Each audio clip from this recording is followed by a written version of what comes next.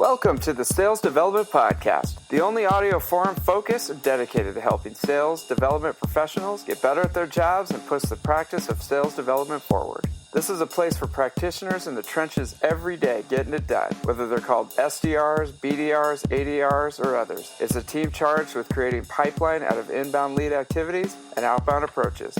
My name is David Dulany, and I'm the host of the Sales Development Podcast. If you've got subjects you'd like to hear covered on the show or guests you'd like to hear from, hit me up via email at david@tenbound.com or LinkedIn or Twitter, or be sure to subscribe to our podcast on iTunes, Google Play, YouTube, or wherever you found us. Today, I've got a good friend of mine, Mark Kolsoglow with Outreach. Mark is the VP of Sales at Outreach and growing tremendously. Mark, thank you so much for being on the show today and joining us on the Sales Development Podcast. Yeah, man, no problem. I don't know if I'd go as far as saying good friend. Casual acquaintance is probably more accurate. Come on, man. I've seen you at your worst, so that's just... You sure have. I haven't seen you at your best yet, but definitely no. No, thank you. Thanks so much for jumping on. And I just wanted it to be a wide-ranging conversation. And the point of the podcast is to help sales development practitioners, individual contributors, managers, directors, anybody involved in sales development to get better and push the practice forward. So I thought, let me go to the source, man. This is the guru of all sales development and sales right here.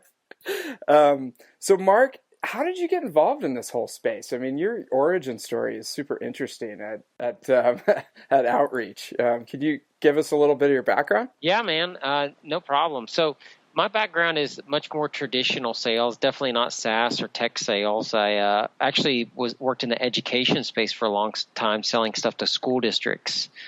And, worked my way up from a rep to a sales leader there. And what I found was that, the key component to a successful salesperson was the religiousness and the discipline they had around prospecting. And so I was out looking for a tool that would kind of help my sales team be more disciplined and process-driven with prospecting, and came across Outreach. And, basically, after talking to our CEO and the other co-founders and, Andrew Kinzer and those guys, that literally I thought one day, this thing is like insane. And I quit my job and asked them if I could sell for them on 100% commission. And Manny acted like my SDR. And it was the first time I'd ever had someone that just kind of teed up prospects for me to throw into a system and a process that I could just deal with the meetings and stuff that it generated. And so we kind of really, the SDR thing a couple years ago was a little bit more nuanced and not quite widely accepted as it is now. So we just kind of went off of that that process and built out an SDR team. And, I think we're doing a pretty good job with it now. Yeah. No, you guys are crushing it. I want to dive into all the specifics of how you set it up. But, before all these Cadence products came out to market, I mean, it was just chaos, man. I mean, you were using spreadsheets and, piece of paper on your desk and Salesforce leads and all these different things. So when you first, came on board, what was it about it that made you want to jump in and check it out? Yeah, so I was using a competitor product, and it just wasn't cutting it. Like, the tech wasn't quite right. We were on Exchange. And so the thing about it for me that made a lot of sense was the sequences feature. And I knew that,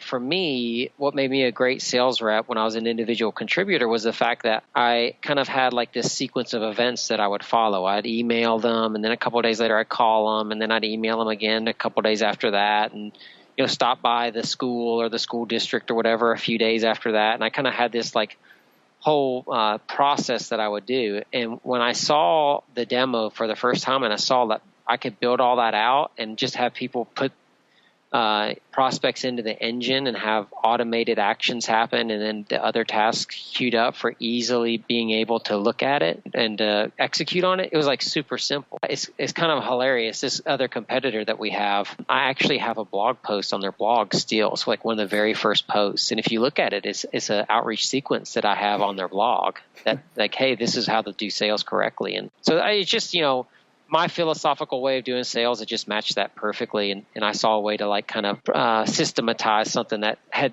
to that point seemed like difficult to do that with. And as you set up your sales development team, how did you jump in and start using the product to support your progress? Because I mean, you guys went from, zero to something in a very short time period.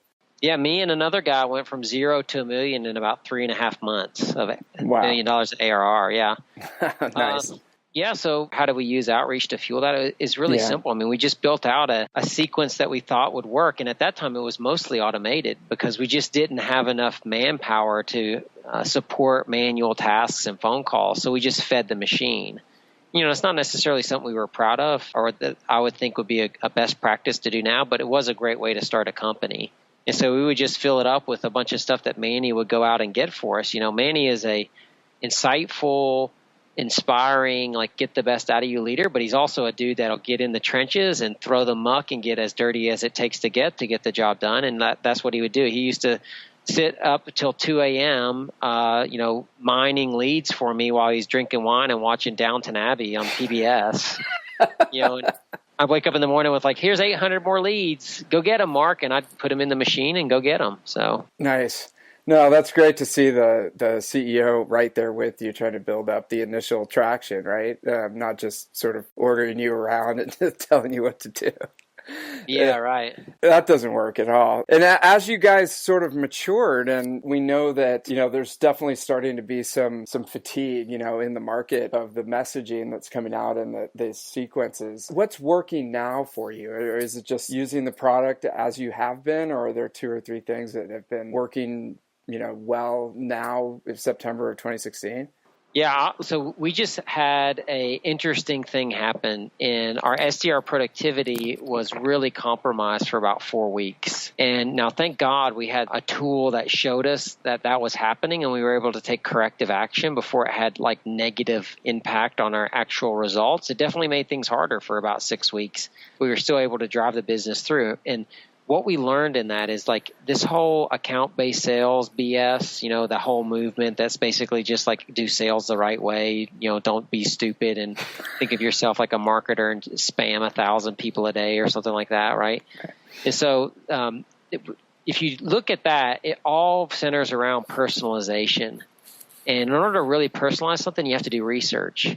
And so we brought in a guy, and he was here for a little while, that really was on that train. And I think he actually went over the line. Like the law of diminishing returns eventually kicks in. Like you can't write one killer email that has fairy dust all over it that gets you a meeting a day and like think that you did your job because you got one meeting a day. You know what I mean? Like the world can't survive on one meeting a day. And so what we did is we actually crossed over the line, and we were doing too much research and too much personalization. And the amount of time that we were spending trying to find the right messaging that showed that we were human and, cared about them and all that kind of stuff, it went overboard. And actually, if you kind of look at graphs, our time of research and composing messaging and stuff like that was like going off the charts in the upward direction, and our productivity was going down.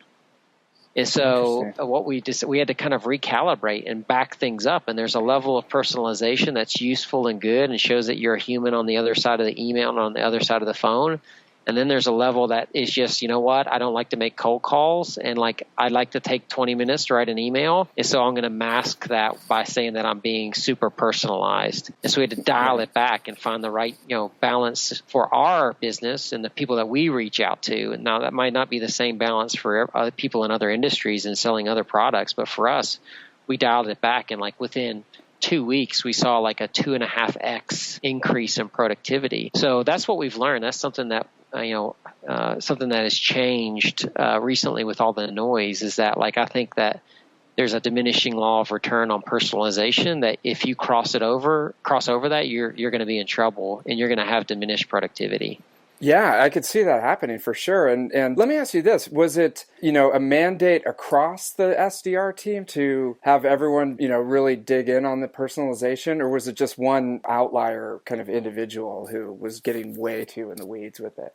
Yeah, I think we just rolled it out incorrectly. We should have tested it with a couple people. But with how our tool works, you can immediately shift gears into a different kind of a process with your salespeople at a moment's notice to take advantage of something that's happening in your market, or to, like, if, let's say that I need a bunch of small deals to hit a number this month, like I can immediately tune the entire SDR organization to go after those type of accounts versus if I have a super strong pipeline, I want to build some home runs, I can move the whole SDR organization to that in a matter of an hour. And so what happened is that kind of power and flexibility, if you aren't being really careful, can be dangerous. And so that's what happened is we got a couple young leaders that just got a little too zealous, and they moved everybody over into something a little bit too fast instead of taking it slow. So no, that is interesting. And I remember when we were using your product, with great power comes great responsibility, right? Because it's a very, very powerful tool, but it has to be, used strategically and not just sort of haphazardly, right? Yeah, well, if you give a 16-year-old the phone and tell him to call IBM, he's going to shoot himself in the foot, right? Yeah. And there's an analogous situation with, if you give, a sales team that doesn't have a good leader with a real strategic mindset that understands what they're doing and is actually a real leader, a tool like ours, you can do some negative things. But I don't think that, that stuff would happen anyway with that kind of a team. Eventually, they would find their way to negative things. Yeah. Because they don't have the right structure in place, but.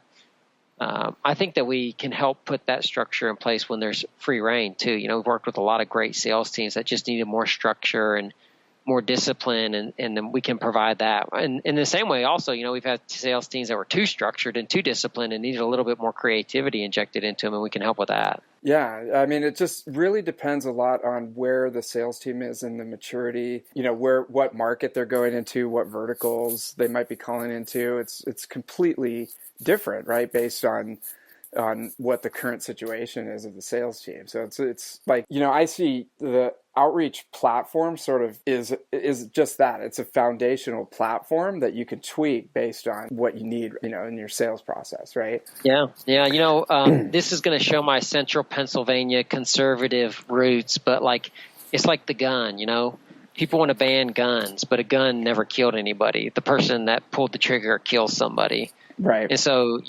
outreach is somewhat similar to that. It can, kill you something that you can feed your family with and survive, or, you can do something really stupid with it. But it's the person that's in control of the tool that determines that. Yeah. And looking back, I mean, not to, beat up on anybody, but looking back on what happened with your dip in productivity, what did you kind of learn from that situation that you could take forward as you're strategizing your next attack? Yeah, well, this is what I learned is there's certain things that I'm responsible for, right? I'm responsible for the revenue. And if I'm responsible for that key thing, there's certain parts of that or certain things that we do that are so tied to the performance of revenue and revenue generation in the org that if they screw up, it's really detrimental. And what we found is the type of sequencing that we use on our prospects is maybe one of the most important things that's done in the entire company. And we talk about this all the time, and people can call it trite or whatever, but SDRs are the heartbeat of outreach. Our SDRs are responsible for everything that happens. And people will say, well, why don't you pay them like that? Listen, I understand that whole argument, and I can get down in the weeds about that if you want to, but ultimately they are one of the most important positions in the entire company. And so, if you screw up how they work, then everything screws up. And what we like to say is if the SDRs sneeze, the rest of the company gets cancer. It's that important that they stay healthy and moving in the right direction. And so our messaging and our sequences is one of those things that I'll never lose control of ever again. Somebody can have ideas and all that, but ultimately in the end, it will drastically affect revenue generation if it goes wrong for too long. And So like that's not something that I'm going to just see like I did last time. Right. So there you go. And then what's your relationship like with your head of marketing, and how do you guys work together to make sure that they're creating the brand image and feeding into the SDR organization? Well, I don't know if I've been lucky, blessed or cursed, lucky or unlucky. We don't have any marketing. I have one lady in marketing. Actually, we just hired a product marketer a couple months ago, and I think we have something else coming on board, but we're right now really looking for a marketing leader. So I haven't had to deal with that. Like the branding and all that has kind of just been on me because there's nobody else to help me with the marketing. But I tell you what, I do have some very strong opinions now about how I want marketing to help me and assist us in with that kind of messaging and stuff, because I've been without it for so long. I so painfully feel the need for some help with someone that really knows how to do that, because what I've realized is my expertise in that area is inadequate. And so I'm super excited to like figure that out, but I don't have any answers yet other than to tell that person, like, I can't wait for you to come on board and like to help us. Yeah, because you've been kind of, doing it yourself to some extent, figuring it out, on the fly, and now, to have an ally there.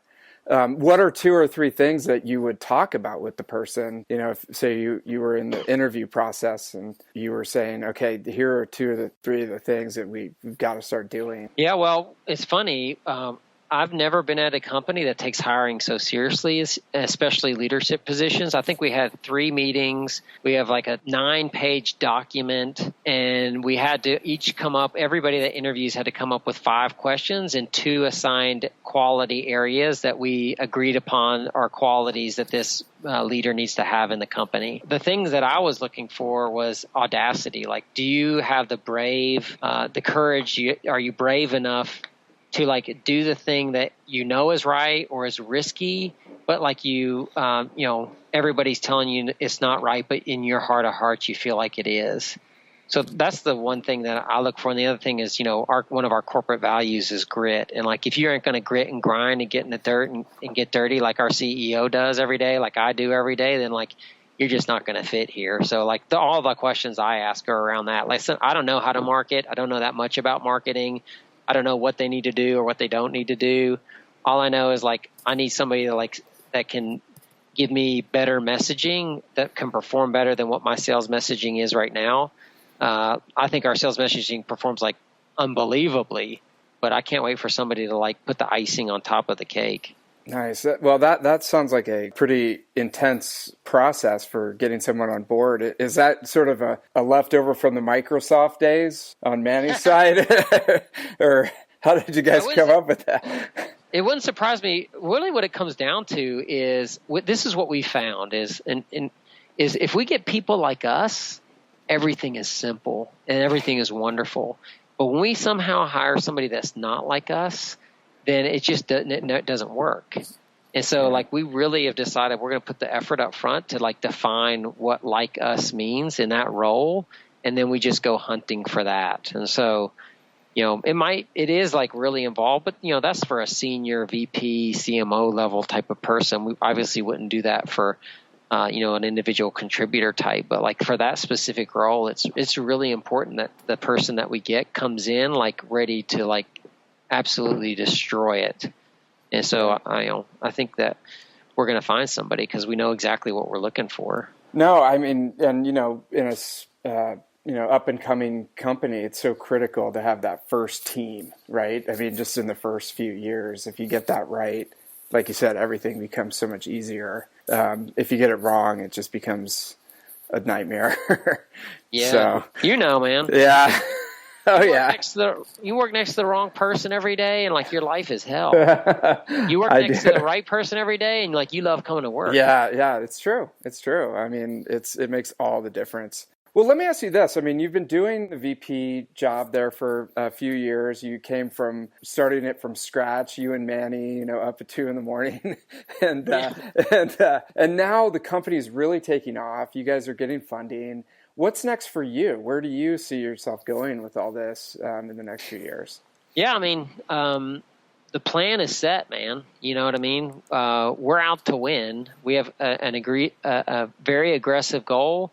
We're starting to fill in with like upper level, management people, like people that are here to help me and help me be successful, that have been there, done that, and really fit our culture. And so for me, what I'm looking at doing is I am a master of all trades right now, and I don't like that. I like to be specialized, and so I'm trying to find out like what area of the business I can have the greatest impact on and can help out with the most, and making sure that like the rest of the organization has the people in place that can handle the stuff that I'm not as good at. I can honestly say, like for my last 3 or 4 leadership hires have all been people that are way smarter, way better, and way more experienced than me, and would never hire me if I was like looking for a job at Outreach, because I'm just not on their level. And so my job is just to find more of those people and like make myself the dumbest dude at Outreach. And, I'll still work hard every day, but like I want everybody to be better and smarter than me. Nice. That's amazing. Not that hard either.